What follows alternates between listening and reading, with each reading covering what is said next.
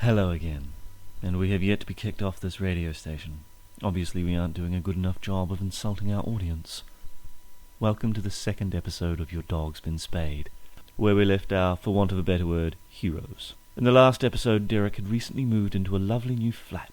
Fantastic, save for the insane landlord priest who happens to also be living there, and Clucky, the masochist hen who is on the run from the law for brutally beating an animal welfarist. Shortly they are about to meet. But first, we must clarify some details which had been baffling our audience. Derrik was a little concerned about what sort of horrible catch must be involved in him living in a beautiful insulated house with a bedroom already furnished for a rent which would make even a Hamiltonian weep for joy. Bond? He hadn't heard anything about this, as his interview about the flatting arrangement largely consisted of Clive, the previously mentioned insane landlord priest, dropping the rent every time he freaked out Derrik.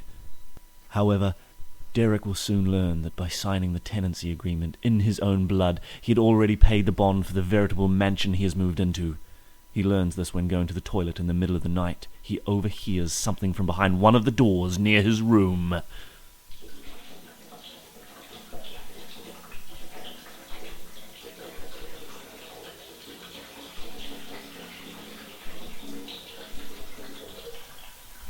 Double, double, toil and trouble, fire burn and cauldron bubble. Cool it with our flatmate's blood, then the charm is firm and good.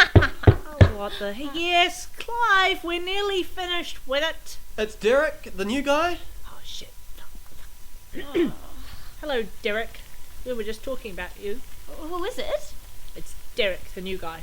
Get out of the way with her. Why, hello, Derrik. We were just talking about you. I'm Hera. Hello, nice to meet you. Why is there a bubbling cauldron in your room? We were just working on your bond. What? You've got a cauldron of boiling water in your room and you're scraping the blood off my tenancy agreement into said cauldron. Yeah, duh. We're working on your bond. Look, Wicca, it's nearly ready. Is there something you're not telling me? Haven't you ever heard of black magic, Derrik? Not where I've lived previously. What the hell is happening now?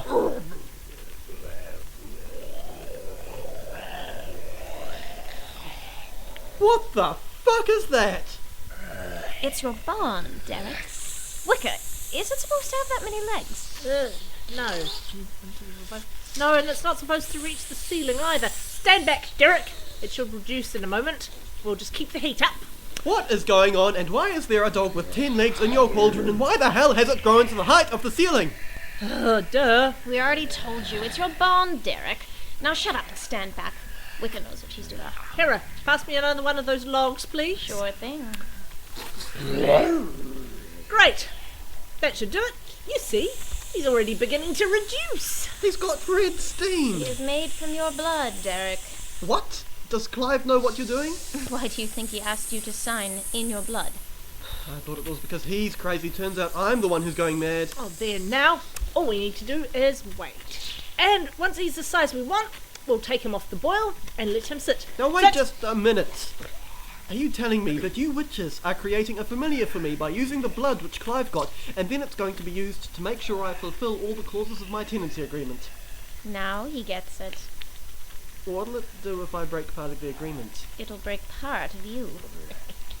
Oh. So I guess really you're the bond. When you leave and everything in the agreement is satisfied, then you aren't killed by Mephistopheles. Mephistopheles, not the Mephistopheles. Ask him, not me. Are you really the Mephistopheles? Well. Is that a yes or a no? Yes. Wow. Stop talking to him, Derrik. He's not finished yet. Yes, I am. Thank you very much. And if you don't want me to go all Faustus on your ass, you'd better get me out of this pot. Okay. Now, who am I looking after? The ugly one in the corner? Me? No, the sexy witch. Who do you think I'm fucking talking about? Put me in his hands, will you? Okay, there you go. Ah, Jesus, he's hot! Ow! Ow! What do you think I'd be? I've been sitting in a boiling cauldron for the better part of an hour. Sorry. Come on, let's get a drink. It's 1 a.m.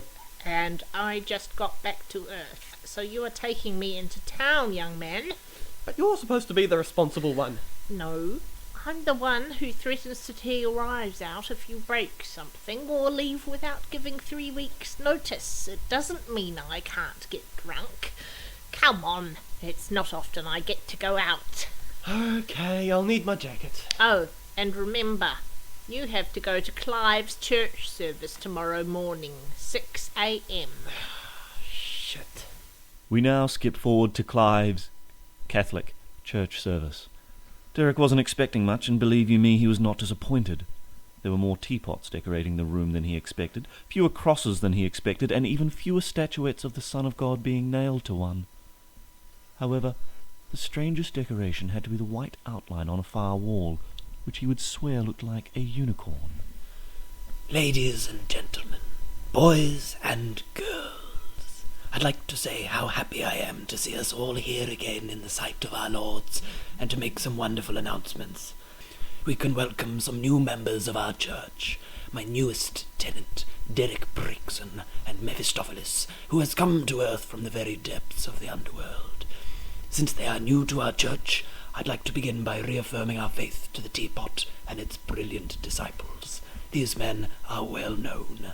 However, one has recently, sadly, passed from this world 32 years ago, and drinks from the giant teapot in the sky.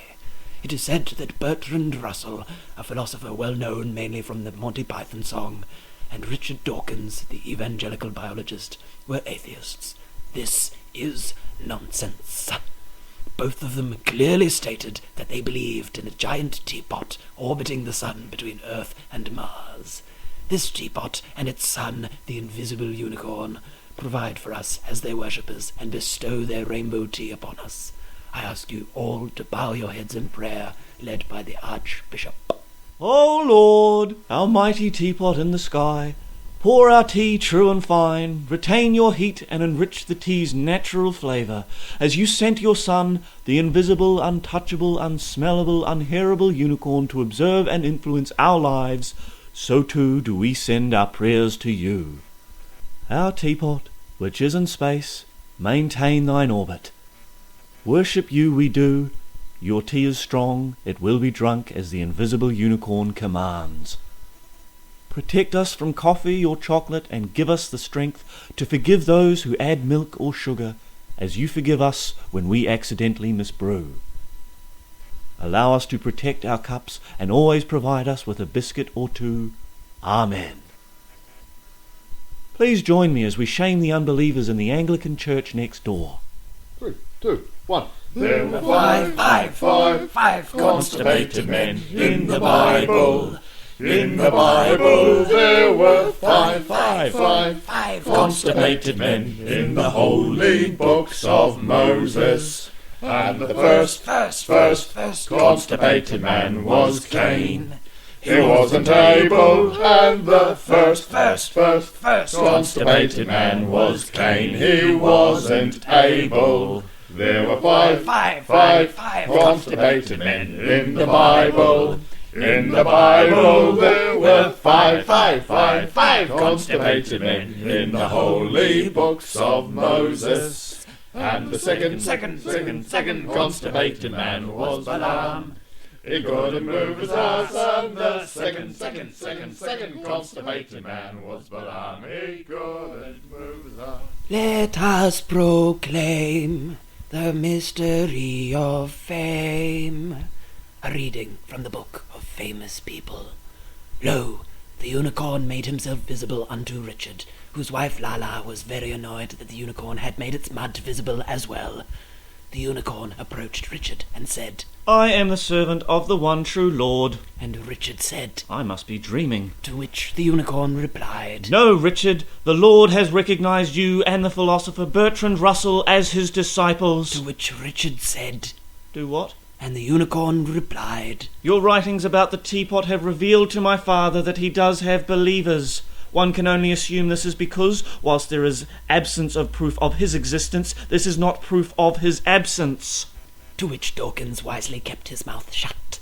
The unicorn continued, Take this teapot, both of you, and drink from it, for it is in the image of my father, and being a good lord, he does not require me to ask you to drink part of myself. It is the tea of Pam's, and coloured by cheap food colouring, but it still acts as a powerful symbol. For by drinking this you can pretend you are consuming part of my father. Think and reflect on your faith as you do so, and think on the lack of sacrifice required by me, his son. To which Dawkins also wisely kept his mouth shut. They poured the tea and drank, committing their faith to the teapot somewhere between Earth and Mars. Those aren't real Catholics. Thank you very much, and we hope you enjoyed the second episode of Your Dog's Been Spayed. We would like to apologise to anyone who was offended by the previous broadcast, but personally I think the show has been pretty tame thus far. Wait until Mephistopheles and Wicca start sleeping with each other. We will hopefully be back next week. Until then, enjoy yourself, and we'll try to come up with ideas. Currently one involves flesh-eating lizards and Alison Holtz trying to take over the world with a vicious bread recipe. You'll actually get to hear those if this show continues, by the way. Good night, good afternoon, or good morning, and tune in next week.